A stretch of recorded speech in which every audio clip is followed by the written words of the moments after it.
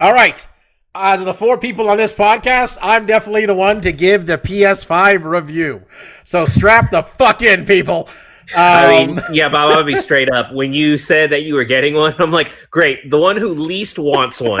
The one who constantly tells me about how his PS4 is collecting dust. I haven't turned it on in months. I don't even play video games anymore. It's like, guess what, guys? I got a PS5. In fairness, it's not like Bobby was out like scouting for it and the one that bought it. Well, actually, Bobby was scouting for it because Bobby's been playing a lot more PS4 sitting in his parents' house. But also, Bobby is the guy that he's going to hunt the lion it's all about the hunt for Bobby in the PS5. That's it. It was about Dude, I'm still hunting. I'm still hunting for you guys. Like, I'll tell Mark something, and Mark's like, man, okay, whatever. I'll do it later. Like, my brother every day is now, my brother, by the way, is the one who snagged it for me on Amazon when they had a 12:15 a.m. Pacific time, 3:15 a.m. Eastern time drop.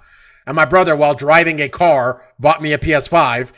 So, I mean, God bless him. That's a man who's obsessed with the hunt. He loves hunting the shoes. Whatever's hard to get, Nikki's got to get it. Yeah, it's a challenge. So yeah, I got a PS5. It is huge. Like, physically. It is a massive device. The interface, the UI looks very similar to the PS4. In that I feel Sony gives slightly more of a shit about it than they did before, because before it was just like, here's a list that goes left and right. Here's a list that goes up and down. I got Miles Morales. It's really fun. You guys already played that game, though.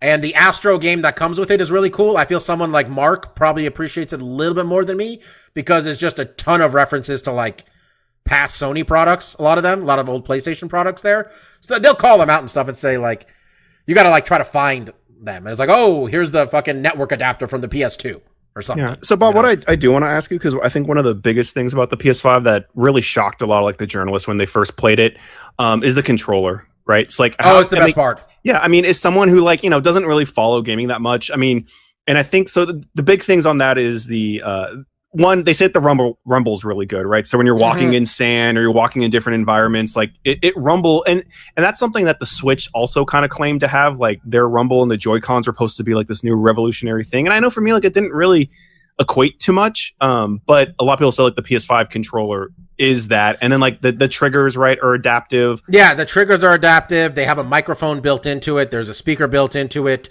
That feels, look, the PlayStation controller feel has always been kind of the class of the controller game, at least in my opinion. I'm assuming that's, everybody tries to rip it off, so it generally seems like a lot of people like 360 too, because the analogs are offset. 360 was good too. Yeah. The feel is great though. It's USB-C, which is one of those things someone like me, it's a big deal for. I don't think it has wireless charging. I didn't read anything about that. Yeah, I don't know. I never read anything about that. It's here's the thing, man. I felt like I played, like, demo games on the PS4 where it said, look at all this shit you can do with the controller. And then I felt a lot of games didn't take advantage of it necessarily. So it seems like it's based on the developer, what they're going to do. The, what's the square above called in the middle of the controller? It has, like, the touchpad thing or whatever. The Sense, whatever it was called, or whatever. Yeah, I don't really know if they have, like, an official I don't know what it's called. Whatever that thing is, that got a lot of use. This Astro game is literally just Astro World, I think it's called, or something. It's like Astro Bot Playroom or something. I can't remember what it was called. It's pretty much just like, hey, look at all the cool shit we can like do. It's a it's also demo. like you the gyroscope sensor. Yeah, it's a motion sensor where you move it and stuff. The controller is the new thing. I mean, I'm sitting here playing it on a ultra wide monitor, which isn't 4K. So I'm not getting the full advantage, though I just learned there is a 4K TV in this house I was not aware of. So I'll probably plug that in. Even without that, you can noticeably, like, I was playing regular Spider-Man on this monitor too. Right. And this one looks better. The game size, like when I bought Miles Morales Spider-Man, it gave you both. And the PS4 one was 42 gigabytes, and the PS5 one is 52 gigabytes. So a little bit bigger. I can't tell you if the Wi-Fi has gotten better, because my opinion always was that the Wi-Fi was shit, personally, on the original. But I'm also on the far end of the house, so I can't really tell you if it's gotten better or worse necessarily, because it did take a while to download this 52 gigabyte game. But it was, didn't feel like it took longer than it did with anything else for PS4. And I started using the app, which I don't know if the app did all this shit beforehand, which it probably did, but it made it real easy to sign into stuff. And also there's a feature where if you put your PS4 and like if you connect your PS4 with the Ethernet cable to this thing, you can just transfer your shit over. That's a way too. I did it with a USB jump drive because I didn't have PlayStation Plus. I thought they would give me PlayStation Plus trial when I bought the system because in fairness, that's what they did with the 4. I mean, in fairness, you just dropped like $500 on it. Why not give you a month? Give me a month. Give me a taste. Yeah, give me something. And then it didn't. But then God bless Stack Social had a 3 years of PlayStation 5, a PlayStation Plus for $86 deal. And admittedly, Bobby sends me deals like that all the time, and I never bite. And then after I saw you buy it, I was like, "What am I doing? I'm gonna just fucking. I have like 3 months. I'm gonna pay $60 for this shit again." And I was like, "You know what? I don't know what this Stacked Overflow bullshit website is. Maybe they're stealing my credit card. Maybe they're not. But I did get 3 years of PlayStation Plus for like $80. So I'm a happy customer." And then immediately I'm just like turning off the auto renew. I'm like, "Fuck you! In 3 years, I'm not getting nailed for $60. Eat a dick, Sony." Yeah, I mean, I was told I got to get the Alien game. Help me out. The name of the game. Oh, Returnal that just came out. Yeah, I've been told to get that. I'm going to talk about it on my stuff. Okay, fair enough. Obviously, didn't play it, but I'm going to talk about it. I mean, I was told that's what's to get because it would look cool, but I also feel I need to plug this into a 4K TV to really enjoy everything that's going on. But it's cool, man. It looks like I don't know, I felt like with the PlayStation 4, I just kind of turned it on and it's like, ready, set, go, motherfucker. This one was more like, hey, you do this, you do that. We want you to enjoy your PlayStation experience. So I'll have more to say as I get, more games. Anyway, but that's it. I got a PS5. I haven't watched anything new. I need something new to watch. I should watch Warrior like the guys are. They seem to be big fans. But that's what I got this week. Mark, you want to keep the video game talk going? Sure. I have quite a bit of things because I had some stuff last week we didn't get to because we were doing the big Falcon and Mortal Kombat stuff. So I'll talk about Returnal first. Obviously, don't have a PlayStation 5, so I haven't played it. But I've watched some people stream it, and excuse me. I've been really impressed with what I saw. Pardon. What I like about it most is House Marquee is the developer. And this was a studio that was really popular and kind of built their name off making these really smaller, more arcadey type of games. Like one of their biggest games they had on PS4 is also a launch title was Resogun, which is just a side-scrolling shooting game, but it really visually it looked really good for how simplistic it was. But they mentioned a couple years ago like their simplified arcade games just aren't selling. It's just not making the big old bucks that they want. So they're going to do something more kind of, AAA level. And from what I've seen of Returnal is definitely that. Returnal is a roguelike game where you're expected to die and then restart over and then the maps change. So the layout's a little different. From what I've seen, this being the kind of one of the first big exclusive games for PlayStation 4. The other one being Demon's Souls, which was a launch title, but was also a remake. This is like the first AAA original game for the PS5. Visually, it looks fantastic. From what I heard, audio and the control. I mean, again, I believe House Marquee is a first-party studio now. I'm pretty sure Sony bought them. So they're super inclined to, use the full feature set of the controller. Like Bobby said, Astrobot is really kind of just showcasing to the public and other developers like what the controller is capable of, but it is going to be up to the developers to kind of take that ball and run with it. And from what I've heard from, a lot of interviews with developers, they really like it and want to implement it in more games. And a lot of games that have been, you get free updates for the PS5 or utilizing some of those features. But yeah, Returnal's been something that definitely looks really good. I mean, Bob, I don't know if I would give it a super hard recommendation for you necessarily. You might like it. It is a little bit. It is. Man, I just paid $500 for the system and $50 for fucking Spider-Man. They can. Well, Sony, we can all pump the brakes a little bit. So and one of the things too is, and they mentioned this before, is they're charging $10 more for first. I mean, for big AAA games that come out, it used to be $59.99, and now the price tag is $69.99. So it is more expensive.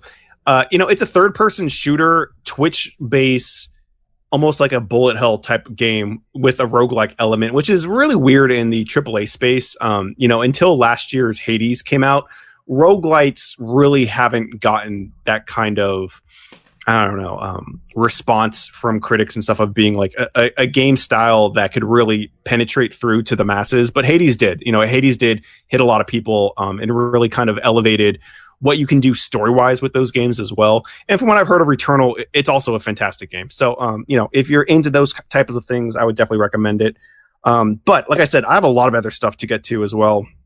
And I got stuff in every medium. So I'm going to do movies first. I watched Promising Young Woman and randomly The Conjuring 1 and 2. I kept hearing really good things about Promising Young Woman. It was one of these movies that was getting a lot of Oscar nominations. I was just hearing good things and that, and then the one that Stephen Yeun is in, was it Minori? Those are two that I was kind of like, I kind of want to check both those out because they sound really good. So Promising Young Woman was a really fun film. It's weird because I don't watch a lot of movies that aren't, directly related from comics or video games. So having like an original screenplay is kind of like a refreshing thing. I don't want to get too much into like the premise, but it's essentially, it's a heavy topic. It's mostly about this young woman getting revenge for her friend, getting raped. Her friend got drunk and, a guy took advantage of her.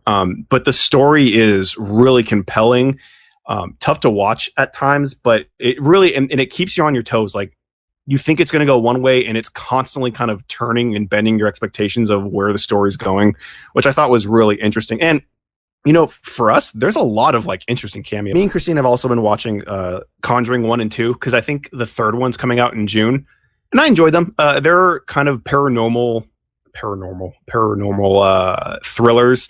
And it actually has to do with, I think their name's Ed and Lorraine Warrant, who are actually like these paranormal investigators. They investigated the Amityville house and stuff like that. So it's kind of based on real events. I'm not big into like the paranormal, like ghost or walking among us. Cause honestly, I'm like, if there's nothing but a dark void of nothingness when you die, and you get a haunted house. Marcus, when you start naming these people are paranormal, whatever, I'm like, so they're charlatans. Okay, continue.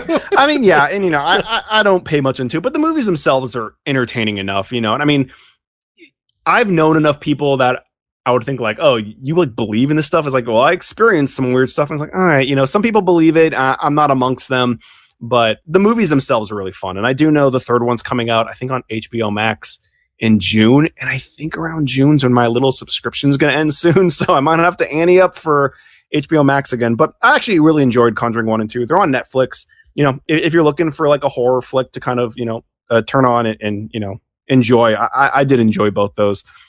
On the TV front, I have one series that just ended that I've been mentioning every week, and then an old favorite that I came back to. So I have to mention Invincible that concluded this last week. As someone that read the comics a good long time ago, I was really excited when they announced they're going to do a animated series. And then I do remember IGN started posting up some clips of the show, and I was like, ooh, I don't know if this is really hitting the way I want it to. First episode, actually, they released all three on their first week.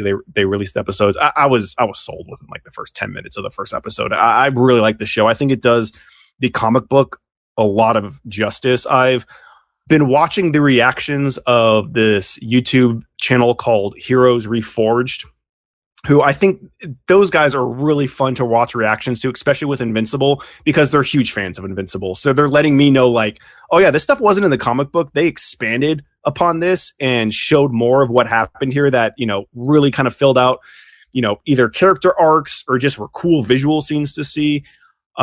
So I really have enjoyed that show, and I was really happy to hear, I guess last week they announced they're going to do seasons 2 and 3. So there's going to be a lot more to come. I thought it was great. And I definitely think if you like The Boys or any of the superhero stuff, Invincible is easily worth your time and investment. It's not a super long series at 8 episodes each. They are a bit longer, which is weird too, because I can't really think of any other animated show that's longer than 30 minutes. And this kind of comes in at the 45, 50 minute mark, which is kind of weird. But they're great. I've loved the show. I'm really glad they're doing a season 2 and 3. And then an old favorite that I came back to, which has been just fantastic background noise, and a show that I think we all used to watch. I don't know about Mike, but I'm watching Big Bang Theory again. I left off at season 6 or 7, And I just saw it on HBO Max, and I was like, you know what? Let's throw this back in for an old world. And I mean, look, it's not the greatest sitcom in the world, but as background noise, it's doing the trick. Because when I went back in, I was like, oh, there's 6 more seasons of stuff I haven't seen. And it's not the most captivating thing, but when the show first came out, I was thoroughly impressed. It was kind of before geek culture had really kind of like taken over and become pop culture. So it did kind of have that bent of, being almost made for someone that, grew up, loving the same stuff that the guys on the show loved. But as the series wore on, especially as it got more popular, I definitely waned off of it a little bit more. But going back to it, it's just like, yeah, it's not shifting the paradigm. It's not as good as like a Parks and Rec or The Office or anything like that, even though I don't know if I'd go back to watch The Office. Because those later seasons do get a little cringy for my like, but I liked it. I've really been enjoying it, to be completely honest. I've really been enjoying my time with Big Bang Theory. To round it out, I know I've been hogging it. I do have to give some love to my boy Kyle Bossman. He has started up a new series on his YouTube channel called Delayed Input. I shared one of the videos with Steph recently. I've just been a big fan of this guy. Since he left Easy Allies, he's mostly just been doing little streams, which have been completely fun. But I think he does shine with his like kind of scripted content a little bit more. So he started his own show. He started a Patreon for it. He's 2 episodes in. He's going to do a new episode every Thursday. I've been enjoying it. Yeah. So that's what I got for this week. Mark's out here trying to praise the Big Bang Theory and say bad things about The Office, trying to get us fucking get our podcast that loses money to lose even more money. Jesus Christ. I mean, how would that work? How are we going to lose more money? More money. SoundCloud is going to just charge us more for hosting. They're like, we hurt. Like The Office, we fucking hurt. But we hurt. Seasons like 6 and 7 where they're like selling iPads. I'm like, what the fuck is going on anymore? Like, I don't even recognize this show. But I like Big Bang Theory. Different strokes, folks. Yeah. I thought you were gonna say you watched what's her name? The lady from Big Bang Theory show on HBO Max. Mike watched it, right? I thought it was a Flight movie. Attendant thing. I thought it was a movie. It was pretty good. It was a series. I thought it was a movie. No, it was It's like a a mini series, murder mystery mini Oh, series. okay. Well, maybe I will check it out. I like her. Mike, what do you got this week? quick thing for me this week. On a whim last night before I went to bed, I decided to watch the Michael B. Jordan movie that came out on Amazon, Tom Clancy's Without Remorse. One thing I really like about it is that it is a very simple, just revenge flick for you, just kind of based off the military. It's as if it was Charles Bronson's Death Wish, where the whole movie is just a plot of revenge, except Michael B. Jordan's family didn't get gang raped, and Michael B. Jordan is not an old white guy. But his wife and child do die, and he spends the next hour and 40 minutes just hunting motherfuckers down here in the States and then out in Russia. Not much in the way of story, but it was still a good time. So if you have an Amazon Prime subscription, I would watch Tom Clancy's Without Remorse. Nice. And I heard about that. I didn't know where it was on. So nice to know it's on Amazon. I could watch it. Because no one just goes to Amazon. It's true, Bobby. I don't go there to peruse. I do that on HBO Max. Except considering that one of the things Mark talked about was Invincible, which is on Amazon Prime. And I would have never known. He didn't peruse, yeah. If someone had to tell me with a microphone, yo, this is where you got to go to watch this, because I'm not going there to peruse their selections. Steph, what you got this week, man? Yeah, kind of be like Mark, where I got a lot of things just because we haven't really done this segment recently. But to kind of follow up on his, I got into Invincible through Mark. I'd seen the trailer, but then Mark actually having history with it, he gave me a lot of the context. I agree. It ended up being a really fun watch. It was one of the things I looked forward to week. And as someone who's not familiar with the comics, it was kind of nice to see. There's a bit of like I've mentioned before jokingly, but Robert Kirkman doesn't like me very much, but I'm a fan of his comics. So it's kind of nice to see what he did before Walking Dead. So it's definitely just an interesting take. I love superhero content. Can't get enough. Big Bang Theory. I can't give you a second, Mark. Unfortunately, a YouTube channel I like called Wisecrack. They did a video that broke down what is wrong with Big Bang Theory. And it's kind of like when South Park roasted Family Guy. Once you pull back the curtain on the way a lot of the jokes work, you can't come back. So avoid that. Don't watch the video. Don't watch the video, Mark. Yeah, don't watch that video. I don't need some YouTube. When your channel's called Wisecrack, we shit on things to make money. I'm not gonna give them. Look, we go to YouTubers for boxing. We want them to physically fight and nothing else. Well, I'm going to defend Wisecrack. Wisecrack is one of the best channels on YouTube because they are the intersection of actual history nerds and comic book pop culture nerds. It's because they relate a lot of their content to like philosophers and like the real world, like kind of deeper ideologies, which lead to existential dread and these kind of source materials. It really gives like a historical context for how these stories ever even got written in the first place. So I think it's actually a really great channel. They're actually a pretty positive spin on things, not necessarily a shit talking channel, because there is a lot of that on YouTube. So I just got to defend their honor in that regard. On the Mike, you're gonna have a lot of things to put up between me and Mark. Over on the K-pop music end, one of my favorite groups, but with this recent EP they put out, they're making a push to be my favorite girl group. But Itzy, they dropped a new single called Mafia in the morning. It is hard hitting as hell, and it is a really dope music video, really cool choreography. I'm watching a shit ton of anime. When we last talked about it, I was starting on a bunch of shows, but I am happy to say a handful of them I did stick with. The big one I'm kind of falling off on now is My Hero Academia is back for their 4th season. But it's one of those problems which, goes back to all the way from Dragon Ball Z, is after you get rid of the 2-minute intro song, after you get rid of the 3-minute recap, after you get rid of the fact that they re-air scenes in the same episode, like they'll show a scene, they'll have the little where a commercial break would be, and then they come back and play the last 45 seconds before that commercial break. Like, these episodes are actually like 13 minutes long of new content week to week, and that's becoming a bit infuriating to watch. But among the series that I really like, I stuck with 86, which I kind of said was kind of a Terminator meets Hunger Games type thing. Really enjoying that. I mentioned a series called To Your Eternity. That show is just art. I really pushed Mike to watch the first episode of it. And I'm like, even if you don't stick with the series, just watch the first episode, because I want you to feel the emotional gut punch that this show encompasses in 20 minutes of like, it tells you a full arcing story. And in 20 minutes, you come to care about everyone involved. And you're like, I don't even know this kid's name. And that's part of the tragedy of it. But truly a great series. For Slice of Life.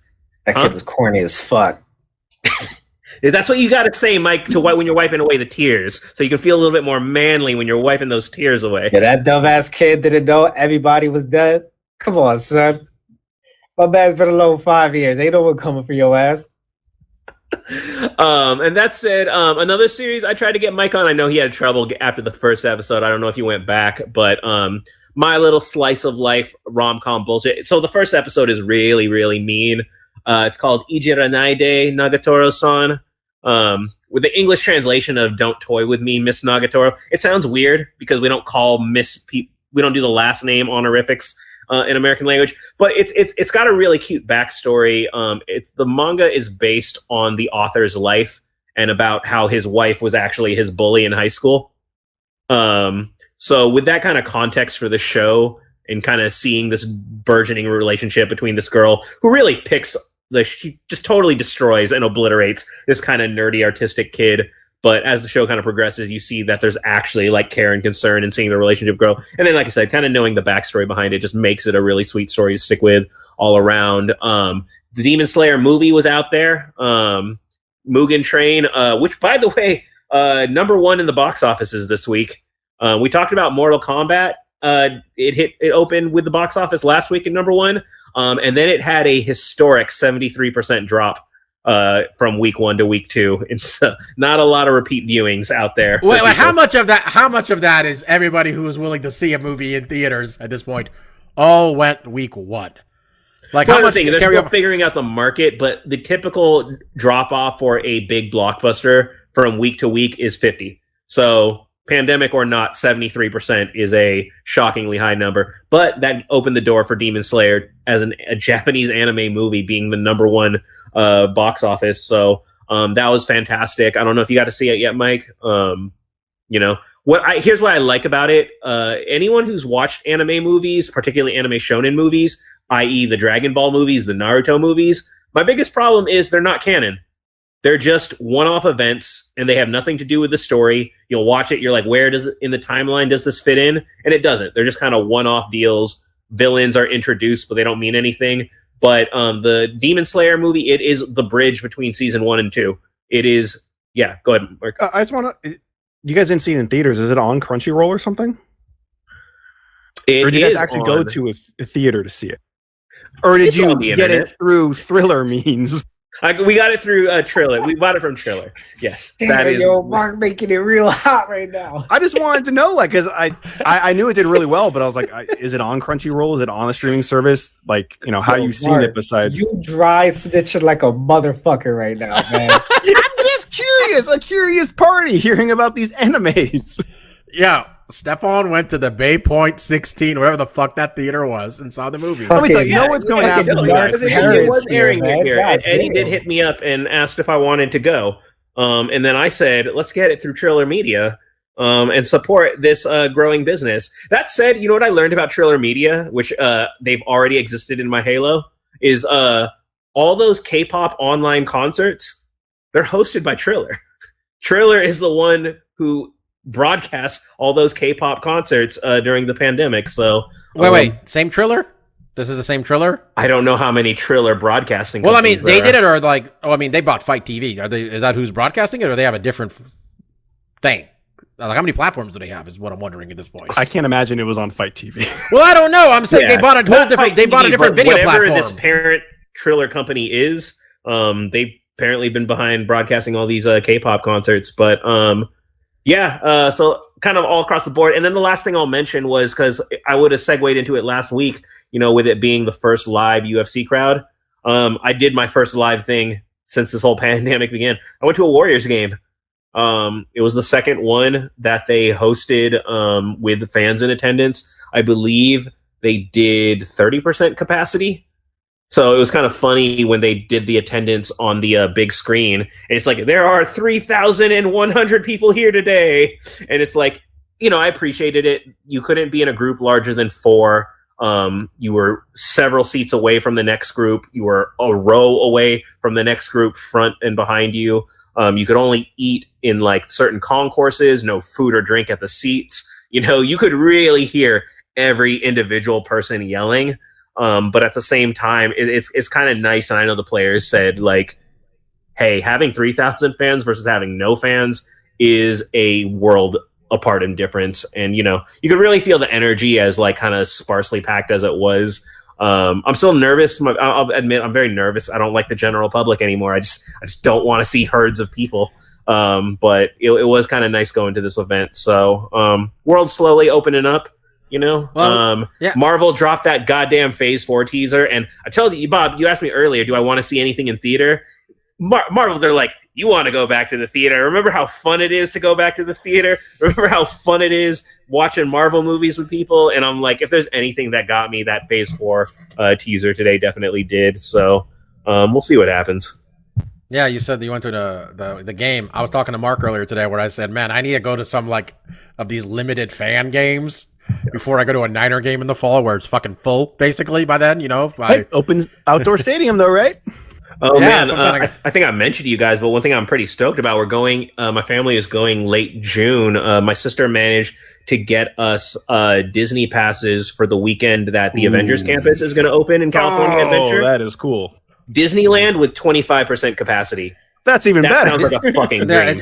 I can just actually do things, and I don't have to stay in the Anaheim sun lines like for hours on end. Like, Mark, I told you. Remember, I told you it was stupid, and then I watched the video, and you had the same reaction. Like, I'm going to do that $150 build a lightsaber experience. I'm like, who would waste their money on that? And you watch the video, and you're like, I want to do it. Well, you can do the droid one too. Mark and I's coworker did the droid one where you build your own droid. That's not as cool, Bobby. The building the droid experience is not as cool as I might have to Venmo you some merch money, Stefan, when you go there and they got some cool Avengers shit on that first weekend or something. I'll live blog from the all the gift shops for y'all. All right, guys. Mike, I realize neither of us mentioned Dark Side of the Ring. by the way. Well, officially, it's we'll hold not up. out yet. Officially, it's not out. Part 1 of the Brian Pillman one came out, and Mike, you didn't know who Brian Pillman was at all, I'm assuming. I knew of Brian Pillman Jr., but that's about it. I was telling Mike about the time that Brian Pillman pulled a gun on Stone Cold on live TV, and that was just part of the show. That's and we all one of the I can't believe pro wrestling got away with this moments. I told them what I remembered was like, you heard a gunshot, and then they went to dark, and then we didn't get a resolution for like 10 minutes. But you know what you realize as an adult is Brian Pillman was in the right because Steve Austin was breaking and entering into his home. Yes, stand your ground, Mr. fucking Brian Pillman. That was castle doctrine. I do tell you, man. I was telling Mike this, where it's like my entire childhood, I was convinced Brian Pillman was crazy, and then like I watched it, so I'm like, oh, Brian Pillman was crazy. Okay, Brian Pillman was crazy. We had it right. I love that show. As sad as it is, a lot of times, I just think this is an interesting industry, and it's nice for people to dive into it. And I still say everybody should watch the Owen Hart one and see if you can still watch wrestling afterwards. Because Jesus. Anyway. That's it for us this week. Next week, we're going to talk about UFC 264? 3? 4? 3. Whatever's next. 2. It's UFC 262. I take it back. It's Michael Chandler versus Charles Oliveira for the vacant lightweight championship, which is really held by Dustin Poirier. But we know. Here we are. And co-main event, 5 rounds of Leon Edwards getting called a bitch by Nate Diaz. May result in a win, may not, but we'll see.